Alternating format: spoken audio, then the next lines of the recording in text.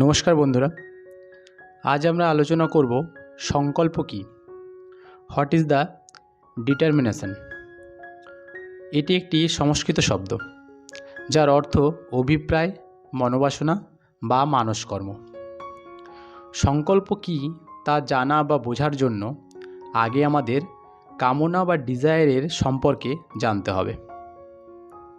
কামনা আসে আমাদের জীবনে কোনো কিছুর অভাববোধ থেকে। কোনো কিছুর অভাববোধ দূর করবার জন্য এক বা একাধিক বস্তু লাভ করার আগ্রহ বা বাসনাকেই কামনা বা ডিজায়ার বলে। মানুষ অভাববোধ থেকে মুক্তি পাওয়ার জন্য মনে মনে কাম্য বস্তু ধারণা করে এবং সেই মুহূর্তে তার মনে হয় সেই বস্তুটি তার অভাব চিরতরে দূর করতে পারবে, যা সত্য নয়, চিরতরে মিথ্যা। কারণ ডিজায়ার বা কামনার শেষ বলে কিছুই হয় না। একটির অভাব দূর হলে অন্য একটি বস্তুর প্রতি আসক্তি জন্ম নেবে, তৈরি হবে নতুন এক কামনা বা ডিজায়ার। এবার ডিজায়ার বা কামনার পরের স্তরকে ইচ্ছা বলা হয়।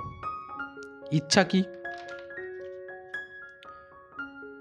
কোনো এক ব্যক্তি চিন্তা করল সে একখানা বই পড়বে, বা সে কোনো এক প্রিয় বন্ধুর বাড়িতে যাবে, বা খানিক দূরেই কোনো পীড়িত আত্মীয়র সেবা সে করবে, বা সে এখন ফুটবল খেলতে যাবে।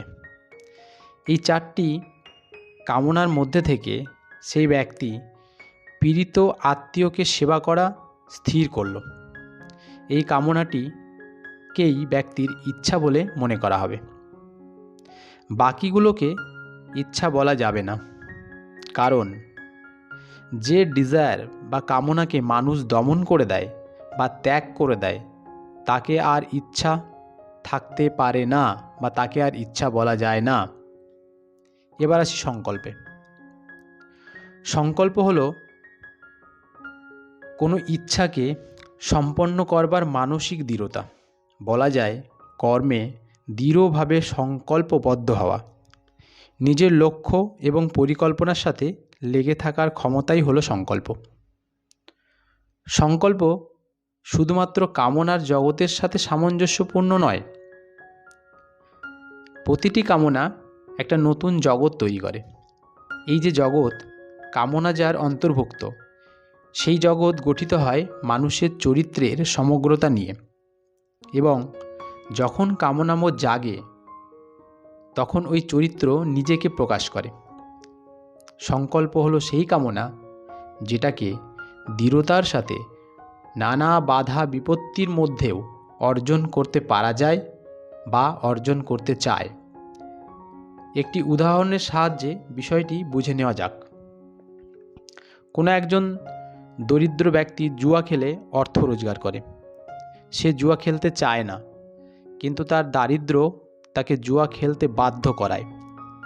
জুয়া খেলার ইচ্ছা তার নেই, কিন্তু দারিদ্র্যের জন্য যে কামনার জগতে সে অধিবাসী, সেই কামনার জগতে তার এই কামনা এতই প্রবল যে জুয়া খেলা তার সংকল্প হয়ে দাঁড়িয়েছে। অর্থাৎ বন্ধুরা, বিষয়টি সম্পূর্ণভাবে সংক্ষেপে যদি বলা যায়, কামনা বা ডিজায়ার থেকে অভাববোধ তৈরি হয়, তারপরে আসে ইচ্ছা, সেখান থেকে মানসিক দৃঢ়তা, তারপরে সংকল্প। নমস্কার।